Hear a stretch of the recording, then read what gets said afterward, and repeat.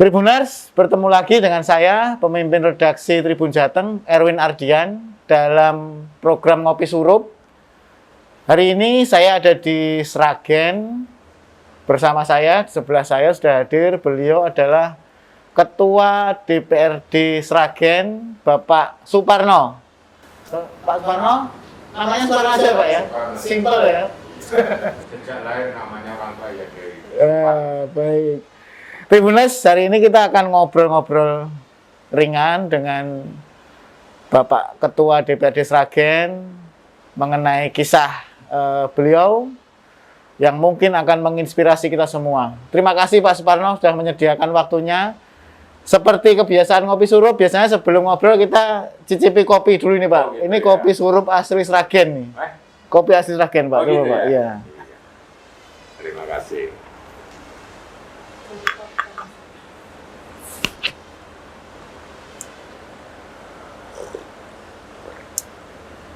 Mantap nggak?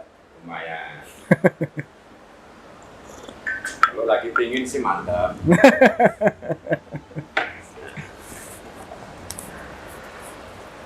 Baik, Tribuners, Pak Suparno ini sosok yang menarik. Coba kalau googling dengan nama Ketua DPRD Sragen, Pak Suparno, Pak, saya tadi googling coba-coba. Yang muncul apa Pak? Ini sosok Ketua Dewan Termiskin di Jateng. Ini kok yang muncul itu Pak? Ini gimana ceritanya Pak? Kok bisa muncul seperti itu? Bener Iya. apa enggak? Terima kasih Mas Erwin. Saya mengucapkan selamat datang Sugeng Rawuh di Sragen. Oke. Saya merasa terbantu sekali dengan kehadiran panjenengan sama tim, utamanya Tribun ya ini ya. Saya yakin dan saya percaya dengan kehadiran jenengan bisa membawa Sragen lebih baik. Amin. Seperti ini. Ya itu ceritanya cuma lucu-lucu aja Mas. Iya. Pertama kan hasil laporan kekayaan. Awalnya. Saya juga nggak ngerti, saya laporan juga mau data-data tak sampaikan semuanya. Sesuai kenyataan. Saya salam diri sertifikat ada, utang pinjaman di bank ada, rekening di bank juga ada. Pada saat itu tak serahkan kepada sekretariatan bagian keuangan. Apa adanya diketik, Pak punya apa ini. Kebetulan salah satu sekretariat saya itu tetangga saya. Oh iya. Dihafal betul. Gitu. Sudah tahu ya. Nah, kalau saya mengatakan itu Bapak punya mobil kok nggak dilaporin, kan? Gitu Iya, kan? iya. Oh iya, Bapak itu sudah ngelaporin betul apa adanya yang ada di sana. Ceritanya begitu. Nah, dalam perjalanan saya nggak ngerti, tiba-tiba kok muncul berita yang namanya saya Ketua DPRD termiskin. Berarti saya kaget gitu loh. Saya kaget loh. Perasaan saya nggak miskin, ya kan? Perasaan saya nggak miskin, karena apa? Yang selama ini saya lakukan, saya setiap hari juga bisa dengan anak keluarga saya tidak merasa kelaparan dan masih baik-baik saja. Saya tidak merasa kekurangan dan lain sebagainya. Enggak. Nah, itu dengan dasar tolak ukur saya itu adalah sebuah kesyukuran. Iya. Nah, terus akhirnya saya tanya pada media pada saat itu, kok aku boleh-boleh miskin sih? Gitu. Itu membuat saya menjadi korban loh. Iya. Kenapa? Begitu ada berita itu banyak yang datang ke rumah saya menyampaikan bahwasanya Pak Parno kok miskin. Kalau Bapak itu miskin, saya apa? Saya juga apa ini? Itu ceritanya. Kalau miskin sih enggak. Kalau mungkin yang benar itu asetnya mungkin ya. Iya. Itu aset saya yang paling rendah mungkin begitu. Iya. Nah, maksudnya itu seperti itu, terserah medianya saya tanya, maksudnya apa kan? Ternyata dilihat dari sisi pelaporannya dan asetnya itu saya yang terendah. Kalau itu saya berhasil terima. Kalau Iya. termiskin, Mungkin yang lain juga tinggi-tinggi ya Pak ya. mungkin begitu. Baik Tribuners, sudah dijelaskan kan? Jadi yang penasaran ini semiskin apa sih, saya ke rumahnya juga ternyata baik-baik aja gitu ya Pak ya. Disuguhi kopi saya tadi juga. Jadi nggak miskin seperti yang dibayangkan. Tapi setidaknya ini menjadi menarik Pak Suparno karena sekarang potret anggota dewan itu kan kadang bayangannya wah anggota dewan pasti kaya raya, kadang ada yang seperti, tapi belakangan kan sudah berubah ya peta itu ya. Dari orang-orang biasa bisa juga menjadi anggota dewan, bahkan menjadi ketua. Mungkin sedikit cerita Pak Suparno dulu awal mula masuk ke politik itu seperti apa? Karena saya dengar-dengar dulu ini kontraktor beliau, betul Pak? Gimana ceritanya itu Pak? Ya, saya menyampaikan ini pada teman-teman semuanya. Kalau pengen jadi orang kaya, jangan jadi orang politik. Loh, oh gitu? Ya. Karena tidak ada tempatnya orang kaya itu masuk di dunia politik. Itu yang harus digarisbawahi. Nah, kalau pengen kaya, ya jadilah pengusaha. Iya, Mencari iya. nafkah, mencari rezeki di sana, bebas dimanapun. Hmm. Ada lahan-lahannya. Kalau menjadi orang politik, artinya apalagi orang itu menjadi anggota dewan, nah, itu kita tidak aja dibatasi aturan kok Mas. Iya, iya, iya, iya. Nah, inilah kalau nanti terpeleset tidak mengedepankan sebuah aturan, hati-hati ini. Boleh. Ceritanya saya menjadi seorang masuk dalam dunia politik, memang betul apa yang disampaikan Mas Erwin. Saya dulu pernah menjadi seorang penyedia jasa, bukan pengusaha. Saya Penyedia jasa. Nah, dalam penafsiran saya, penyedia jasa dengan pengusaha itu berbeda. Penyedia jasa itu bagi saya menyediakan jasa dengan keahlian saya, dengan keterampilan saya. Kalau ada yang menggunakan, ya saya siapkan. Ya, ya, ya. Kalau saya pengusaha kan, saya punya produk, saya jual, itulah namanya saya pengusaha. Saya tak punya produk, saya punya skill. Tergantung siapa yang mau menggunakan. Saya lulus SLTA itu, STM waktu itu. Saya 82, 83 lulus ya. Saya 87 itu coba-coba lamar waktu itu. Lamar di BUMN, ada India Karya, Adikarya. Kan kakak saya itu di Madiun sana. Kakak saya dulu itu bekerja di PNS, di Pengairan waktu itu. Nah, saya ikut-ikut di sana, saya lamar di sana diterima di BUMN salah satu BUMN. Kalau nggak salah waktu itu adalah Adikarya. Adikarya. Oh. Saya menjadi tenaga lapangan. Terkenal tuh Pak Adikarya Pak. Nah terus?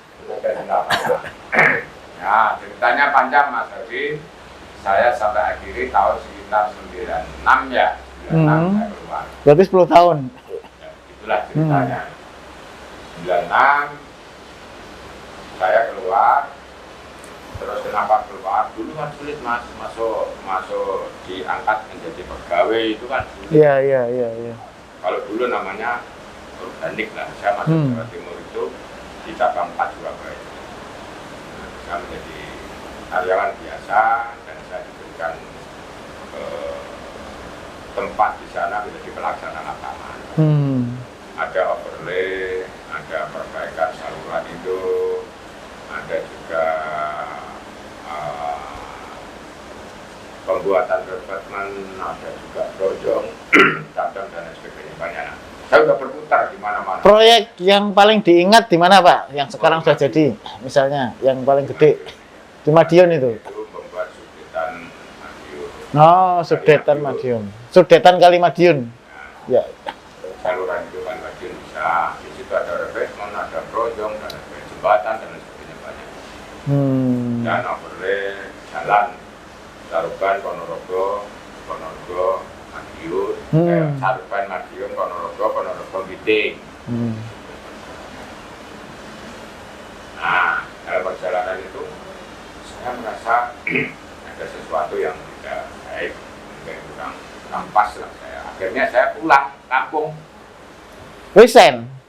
Ya, saya pulang kampung aja kok, hanya keluar gitu aja. Oh gitu. Pulang kampung sini saya harus babat alas lagi mulai nol. Kenapa saya pikir kenapa saya nggak diterusin ya? Saya percaya Tuhan itu memberikan tempat semuanya. Jadi namanya orang hidup itu kan ada 3 Mas Arwin. Satu lahir. Ya, yang 2 adalah pertanggungjawaban dalam bentuk kehidupan. Ya, hidup. Usaha lah. Yang ketiga adalah mati. Pasti itu ya. Pasti. 3 level ini tidak ada yang tidak dilalui oleh manusia. Seperti kita saat ini. Ya. Ini bentuk pertanggungjawaban kita hidup. Ya. Ini pertanggungjawaban kita hidup, melaksanakan tugas-tugas di dalam dunia seperti ini. Kita harus berlaksana. Dan itu harus berjalan. Ya, ya. Tanggung jawabnya apa? Ya kalau ya sudah keluarga ya harus bertanggung jawab terhadap keluarga. Tanggung jawab bangsa dan negara dan agama ya harus bertanggung jawab dalam itu. Besoknya kalau sudah mati semua akan dipotret semua. Setelah itu, nah disitulah saya yakin pasti Tuhan akan memberikan tempat, memberikan rezeki buat saya. Makanya pulang kampung tuh mantep ya. Ya. Terus mulai Karena kerja. mulai terinspirasi. Saya yakin saya dilahirkan dari seorang petani yang tidak tahu baca dan tulis. Orang tua waktu itu buta huruf. Setiap hari membawa cangkul di pundak. Setiap hari punggungnya selalu beradu dengan sinarnya matahari. Tapi saya sangat bersyukur mempunyai semangat orang tua yang luar biasa. Begitu bapak saya bisa mendidik anak-anaknya, bisa nyekolahkan anaknya namas. Bapak nomor berapa? 5. Oh. Bapak saya itu bisa memberikan ilmu, bisa memberikan semangat, bisa memberikan warisan pada anak-anaknya. Orang yang nggak ngerti tulis, mas, coba bayangin. Nah, saya percaya lagi, ketika orang tua saya seperti itu, dan saya mempunyai semangat, kalau saya tidak bisa melebihi orang tua, saya rugi. Wong lanang, di anak-anak ini wong tua itu wong lanang. Ya, ya, ya. Saya harus bisa. Saya dan yakin harus bisa melebihi orang tua saya. Ceritanya. Nah, dalam perjalanan itu saudara saya kan ada namanya. Saudara itu memang menjadi jasa konstruksi elektrikal, DTS. Oh, sudah mulai dulu, saudara. Nah, saya ikut dilatih di lapangan, saya harus bisa. Ternyata 3 bulan nggak pelajari bisa. 3 bulan langsung jalan sendiri. Ya, jalan sendiri. Dapat proyek. Ya dapat SPK macam itu saya punya. Saya pinjam punyanya bendera teman di Solo waktu itu, salah satu anggota AKLI waktu itu, Asosiasi Kontraktor Listrik Indonesia. Nah, setelah itu saya orangnya sih suka usil ya, apa yang dikerjakan itu saya pengennya tahu aja gitu loh, pengennya tahu aja. Nah, terus lahirlah sebuah namanya asosiasi yang dikeluarkan peraturannya melalui LPJKN, Lembaga Pengembangan Jasa Konstruksi Nasional. Itu jasa konstruksi dulu kan hanya ada satu namanya Gapensi. Saya memegang namanya Aspekindo waktu itu. Jadi pengurus itu. Ya. Ketua. Ya, saya mendapatkan mandat untuk membentuk di situ-situ dengan teman-teman yang lain. Saya menjadi penyedia jasa, yaitu punya perusahaan. Saya tekuni. Nah, saya kenal namanya Mas almarhum Agus Wardoyo. Pak Agus Wardoyo. Ya, beliau itu adalah ketua DPRD Kabupaten Sragen. Oh, ketua dewan. Ya. Dari fraksi saya sering komunikasi. PDIP. Ya. Oh. Saya dikejar-kejar waktu itu cari caleg kan gitu. Dan waktu sebelum dicari kan Tahun 2009. Oh, Tapi saya masuk PDI itu sudah mulai tahun 2001. Oke, ya. Besar untuk dicalonkan sebenarnya saya nggak pengen nyalon ya kan gitu. Sekarang saya pengen komunikasi dengan teman-teman untuk berbagi dalam sebuah organisasi politik. Kenapa? Saya pengennya itu terjun ke lapangan, perjuangan masyarakat dan sebagainya. Nah, di situ saya masuk itu, dicari Mas Agus Wardoyo almarhum, dan saya terima kasih. Mudah-mudahan saya juga ikut mendoakan pada beliau sudah almarhum. Mudah-mudahan segala sesuatu yang di sana menjadi baik dan tidak ada apa-apa dan ditempatkan pada sisi Allah ya. Nah, saya alhamdulillah tahun 2009 Mas, saya naik dari dapil 1. Pertama kali nyalek. Ya, pertama kali. Di situ saya berhasil. Modalnya banyak nggak? Enggak, saya dulu hanya punya Kijang LGX tahun berapa ya itu ya. Saya hanya komunikasi. Jadi jangan percaya kalau caleg itu harus punya duit banyak, itu jangan percaya. Nggak benar itu. Nggak benar. yang ada benernya tapi kecil. Tidak segala sesuatunya seperti itu. Oh. Caleg itu harus punya satu jaringan. Yang kedua harus punya komunitas. Yang ketiga harus mau komunikasi. Itu ya kuncinya ya. Kuncinya Nggak hanya uang ya. tidak hanya tidak segalanya seperti itu. Iya, iya. Tidak segalanya. Jadi tidak segalanya semua itu bisa ditebus dengan uang. Nah, ya, meskipun dia punya uang banyak, kalau dipandang oleh masyarakat yang tidak mumpuni dalam melaksanakan kegiatan-kegiatan itu atau ke depan itu, nggak bakalan masyarakat itu milih, Mas. Iya ya di depannya, tapi di belakangnya sudah enggak. Ya, ya, ya, ya, ya. Alhamdulillah berkat Tuhan, dengan berkat Tuhan, saya syukuri nikmat yang ada sampai sekarang ini. Saya sudah diberikan anak tiga, yang dua sudah menikah semuanya, yang sudah mempunyai lapangan pekerjaan semuanya, tidak memberatkan ekonomi orang tua, tapi yang satunya masih kuliah. Ya, itu saya syukuri semuanya, dan sampai sekarang ini saya menjadi anggota DPRD Kabupaten Sragen, ditugasi oleh partai untuk menjadi ketua DPRD Sragen. Jadi yang ketiga kalinya saya menjadi anggota, satu kalinya dalam ini menjadi ketua DPRD. Ketua. Nah, mungkin yang menarik ini Tribuners, tadinya berkecimpung di pengusaha, jasa tadi ya, terus kemudian masuk ke politik. Apa yang dirasakan waktu awal-awal, loh kok begini, ternyata beda dengan rutinitas yang kemarin, sempat kaget nggak? Ya, kagetnya sih enggak, cuman ada jalan itu pasti. Jadi semua itu tergantung dengan niatan, bagaimana kita menikmati dan bagaimana kita mensyukuri. Nah, begitu saya menjadi anggota DPRD pada saat itu, meskipun belum dilantik, semua kegiatan saya yang kaitannya dengan pengadaan barang dan jasa off, Mas. Langsung di-cut? Wah, langsung. Lu nggak sayang, nggak eman-eman, lu kan bisa dapat duit. Orang yang eman-eman seperti itu adalah bentuk-bentuk orang yang tidak percaya dengan adanya Tuhan. Nah, iya, iya, iya. Siji kuwi pasti, loro jodoh, telu wahyu. Yang menentukan siapa? Insyaallah. Iya, iya, iya. Nek wis pastine kaya ngeten niku, ya dah, seperti itu ya sudah pasti itu ada sesuatu.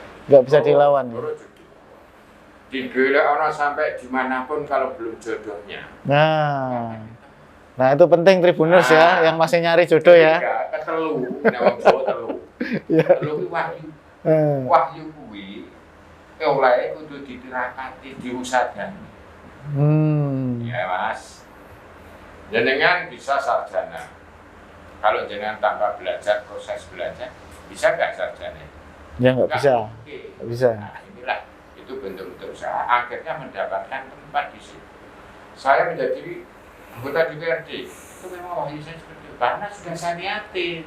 Iya, iya. Usaha-usaha itu saya jalani. Kalau nggak ada usaha nggak mungkin ya? Nggak mungkin Mas, kayak gitu. Itu mungkin yang begal. Iya betul. Ya, jadi Tribuners tadi ada filosofi Jawa yang menarik ya. Apa tadi? Pesti? Siji pesti. Loro jodoh. Telu wahyu. Nah itu tadi sudah dijelaskan beliau, silahkan ditafsirkan sendiri-sendiri.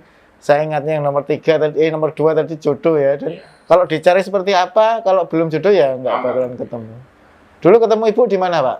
Saya waktu itu ceritanya dulu ya kayak cah sekolah kan ya pakai yang-jangan. Yang nggak tahu ya, yang-jangan itu kan apa ya? Pacaran ya, yang-jangan ya. Dulu. Kamu di sekolah? Iya. Lucu dulu ketemunya di tempat cembrengan itu loh Mbak, Mas Erwin. Cembrengan itu apa? Itu sebelum buka gula, mesin gula itu kan, itu hiburannya rakyat itu kan ada orang jualan macam-macam. Oh, iya. Saya ketemu di situ, ngobrol-ngobrol, cuman gitu. Kenalan gitu, dilihat. Rumahnya mana? Nah, sekarang kan enggak, anak sekarang kan canggih. Sekarang pakai WA. Iya. Paling tidak nomornya berapa? Iya. Kalau sudah kecekel itu, cewek ngasih itu ya udah selesai itu. Ya dilanjut. Kalau dulu pasti tanya itu surat-suratan 4 kali 4 16, 4 kali 4 12. Ada gitu ya. Serius pernah gitu nggak? Saya sudah zaman SMS kalau saya. Oh gitu. Sudah Saya SMS. sih sekarang Kelaran 63 masih bisa. Iya. Kali 58 masuk ke 59. Alhamdulillah ya Pak ya. Alhamdulillah masih diberikan sehat. Iya. Dan saya selalu bersyukur apa adanya kita nikmati, kita rasain, ya itulah rezeki kami. Gak usah ngongso mas. Iya. Kalau semua ini jalan dewe-dewe, sunai dewe-dewe. Ini ya diusahakan, ya coba Iya. jaga nih. Wah, ini pancen rezekiku ya tak enteni mesti teko ora enek Gusti Allah jeblone duit ning ngarepe wis ora enek. Nah, itulah namanya harus ada suatu gerakan namanya waktu. Iya. Tribuners ya. ya. Ora usah perlu Menarik. dijawab nih, kudu Jawa. Nah, itu juga sulit itu. Iya. Itu simple tapi diartikannya sulit ya. Tribuners itu tadi Pak Suparno sudah cerita ya, menarik tadi banyak yang bisa menjadi inspirasi. Mungkin sebelum kita lanjutkan saya pengen coba kopi lagi Pak. Oh iya, monggo. Saya juga mau ini. Rasanya luar biasa nih. Kopi surup Pak. Teman-teman semuanya ya. Bismillah.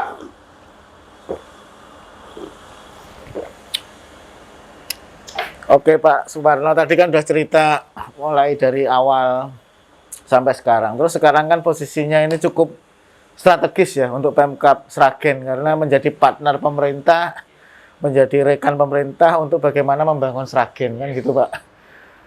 Dalam posisi Bapak ini sebagai ketua dewan nih. Bapak menjalankannya seperti apa agar bisa, karena kan dari PDIP kan anggotanya kan partai macam-macam. Kemudian harus kerjasama dengan pemerintah juga, selain memberi masukan, mungkin juga mengawasi. Gimana Pak, Bapak menjalankan itu? Jadi sebenarnya teman-teman semuanya itu bekerja itu sudah ada dasar hukum yang ada. Yaitu DPRD itu mempunyai tugas pokok ada 3 mas. Yaitu legislasi, yaitu penganggaran dan pengawasan. Nah, iya. Legislasi adalah membuat suatu peraturan. Peraturan. Ya, sesuai dengan tingkatannya. Kalau daerah perda, kalau di sana ya di pusat mungkin undang-undang macam-macam. Ya. Pengawasan di situ harus mengawasi berapa besar APBD yang ada untuk ditindaklanjuti dikerjakan oleh pemerintah kabupaten. Nah, ini yang penting. Nah, pengawasan. Yang ketiga adalah kebijakan tadi, ataupun kedua kebijakan, ketiga pengawasan. Nah ini sadar salah kaprah mas. Salahnya gimana? Salahnya begini. Dikira teman-teman DPRD itu yang namanya sebuah pengawasan itu pengawasan total mas. Nah begitu. Yang dimaksud pengawasan itu adalah pengawasan dalam bentuk kebijakan dan penganggarannya. Salah satu contoh, ada paket pekerjaan ruas jalan A sampai B ini anggarannya 400 juta katakan ya. Loh, kok nggak dikerjakan? Nah itulah perlu ditindaklanjuti. Loh, tahu-tahu kok sudah hancur kan gitu kan? Itu kita panggil yang teknis. Ya. Ini kenapa terjadi seperti ini? Kewenangan dewan ya? Ya, memanggil kewenangan kami karena fakta di lapangan terjadi. Tapi kualitas, kuantitas dewan itu tidak ngerti karena tidak memegang namanya dokumen kontrak. Ya. Dan dia tidak mengerti namanya dewan itu melihat kajian analisnya yang di dalam rekanan tadi. Kan kita sudah serahkan pada pihak teknis di lapangan atau dinas yang terkait. Mana ada DPR ngawasi volumenya piro, selamnya beton berapa. Aduh. Mungkin kalau Pak Parno tahu lah, karena dulu pernah di Adikarya. Yang lain kan belum tentu ya. Ini yang dimaksud pengawasan seperti Iya. Jadi jangan salah kaprah. Ada orang yang tanya, Pak, itu nggak benar pekerjaan itu. Itu saya kemarin ngecek di sana, lihat di sana itu kualitas betonnya itu lembek. Nah, kalau nggak benar ya tanya yang mengerjakan di situ ada pengawasnya kan. Gitu. Iya. Karena aku bukan ngawasiku dulu ranahku loh. Iya. Karena saya adalah mengawasi anggarannya. Itu mas. Itu banyak belum dipahami ya Pak ya sekarang. Itulah. Ya saya akan mencoba komunikasi dengan masyarakat, teman-teman semuanya. Itu bisa dibantu. Ceritanya begitu. Iya. Terus tadi apa lagi tadi? Ya bagaimana menjalin hubungan dengan pemerintah. Ya, jadi teman-teman DPR itu tidak murni ujuk-ujuk dari DPR saja mas. Kita dilarikan oleh partai. Ya. Jadi anggota DPR itu berat mas. Artinya Birot bentuk dalam suatu kesibukan. Bagaimana komunikasi dengan partai-partai, bagaimana komunikasi dengan masyarakat, bagaimana komunikasi dengan pemerintah. Tiga-tiganya harus terlampaui semua, harus terjalankan semua. Mas Erwin, orang dari partai ditugaskan dari partai untuk menjabat di partai ini di komisi, katakan gitu. Tiba-tiba dengan mengabaikan dengan perintah partai, apa yang terjadi? Selamat tinggal. Gitu. Jangan tidak bisa komunikasi dengan pemerintah. Tiap hari bentrok terus dengan pemerintah. Ya. Nah, itu penilaian dari masyarakat satu sisi, Mas. Itu Mas Erwin itu orangnya kok kayak gitu sih? Apa-apa kok nggak terima, apa-apa nggak ngerti, disalahkan bupati dan sebagainya. Apa benar Mas Erwin itu seperti itu, betul? Itu bisa ngomong semuanya. Yang ketiga dengan masyarakat. Mas Erwin nggak bisa komunikasi, bisa baik banget komunikasi dengan pemerintah, baik banget dengan partai. Jangan tidak terjun ke masyarakat. Mas esok sama aja dari rumah. Kayak wis wong gak mudeng, gak ngerti karo masyarakat, jago wis ora gelem enek layatan ora teko. Sesuk wis kena sampean angkat koper dan lunga. Pilihan nggak ada yang nyoblos. Ada, wis pasti. Karena apa? Bentuk-bentuk perjuangan jenengan kan ditugaskan untuk masyarakat agar supaya balance dengan pemerintahan. Lah, kalau masyarakat tidak mengadu jenengan tidak bisa menyampaikan pada pemerintah, gimana caranya? Pasti kan tujuannya agar supaya menyampaikan aspirasinya. Gitu. Nah, masyarakat juga ada lagi namanya wakil-wakilnya tadi. Karena terus masyarakatnya kabeh laporannya bupati lah nangani pripun. Iya benar. Iya. Tribuners itu tadi menarik ya bagaimana Pak Suparno menerjemahkan tugas-tugas anggota dewan harus bisa melayani semua ya, baik masyarakat, kemudian pemerintah, tapi ada juga dari partai seperti itu. Kalau tidak bisa mengkomunikasikan itu ya tidak bisa langgeng, kira-kira seperti itu ya. Nggak terasa kita sudah ngobrol banyak kisah yang menginspirasi kita semua dari perjalanan seorang Suparno, anak petani yang buta huruf ya Pak ya. Pernah jadi karyawan, kemudian pernah jadi pengusaha, dan hari ini duduk di kursi terhormat sebagai Ketua DPRD Kabupaten Sragen. Pak Suparno, sebelum kita mengakhiri mungkin ada pesan-pesan buat Tribuners semua yang nonton. Ya, terima kasih Mas Erwin. Pesan saya, segala sesuatu itu yang ada harus kita syukuri. Jangan kemerungsung dan jangan mundur. Semua sudah ada tempatnya, sudah ada posisinya. Nah, kalau kita jalani dengan baik, kita selalu bersyukur, insya Allah segala sesuatunya akan berjalan dengan baik. Ya, itu yang saya sampaikan tiga tadi, Mas. Siji pasti loro judo teluan. Itu ya. Itu harus dijalani. Nek wis itu posisinya seperti itu, nek hake kancane ya dudu jupuk, nek dudu hake dhewe ya ora usah didemek. Iya. Itu dijalani aja. Tapi harus semangat. Semangat. Jangan malas-malasan, nggak boleh. Iya. Nah, harapan saya masyarakat semuanya, marilah kita tegak. Dan saya menyampaikan kepada masyarakat kami, marilah semua yang ada itu kita rasakan bersama-sama. Utamanya adalah kasus COVID yang ada di Indonesia ini. Luar biasa, kami juga bagaimana untuk bisa menangani COVID, menuntaskan COVID yang ada. Alhamdulillah Sragen sudah posisi di level 1, level 2. Level 2 ya. Dulu sempat tinggi ya Pak ya? Sempat tinggi. Ya, karena bupati saya itu seorang kesehatan ya, akademis ya. Medis, dokter. Ya, dokter. Jadi set ya, lincah banget dia. Lincah, dan kami juga mendorong terus. Dan anggaran-anggaran tentu kalau itu memang digunakan apalagi untuk kesehatan ini. Nah, ini harus kami dorong terus. Alhamdulillah hasilnya baik. Nah, tugas kita sekarang bagaimana cara memulihkan sektor ekonomi pasca pandemi. Ini tugas saya. Iya. Saya harus membuat pelayanan publik, pasar-pasar tradisional. Saya harus menggerakkan seperti itu. Bagaimana memikirkan teman-teman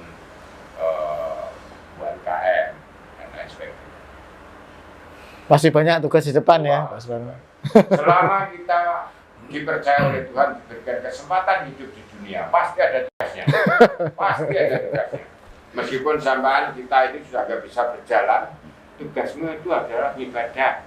Selalu lakukan sholat 5 waktu, wirid dan doa, macam gitu. Menjadi nasihat untuk anak cucu, nah itu ada tugas. Yang terpenting lagi, jangan menyesali bentuk-bentuk kegiatan kita yang ada di lapangan, meskipun kita belum rezeki. Anggap aja itu adalah ada rezekinya, yaitu ibadah. Ya, ya. Itu harus disyukuri itu. Ya.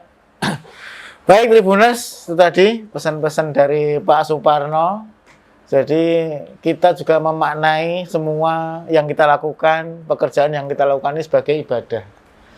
Tribuners, terima kasih sudah bergabung dengan kami dalam program Ngopi Surup bersama saya, pemimpin redaksi Tribun Jateng, Erwin Ardian, dan Ketua DPRD Kabupaten Sragen, Pak Suparno. Terima kasih sekali Pak Suparno. Lain waktu bertemu lagi, ngobrol-ngobrol lagi, cerita lagi di lain kesempatan. Silakan Mas Erwin, mau sewaktu-waktu saya dikabari kalau memang saya ada, terbuka. Siap. 24 jam. Tapi biasanya kalau malam saya udah tidur. Baik Tribuners, terima kasih. Sampai ketemu lagi di Ngopi Surup berikutnya dengan tokoh-tokoh menarik dari Jawa Tengah. Terima kasih. Salam Tribun. Yes, salam Tribun. Sukses selalu Tribun. Ya, jaya ya, juara juga ya, mungkin gitu ya. Kopinya Pak. Oke, Jangan lupa terima dihapuskan. kasih. Tribun, yes.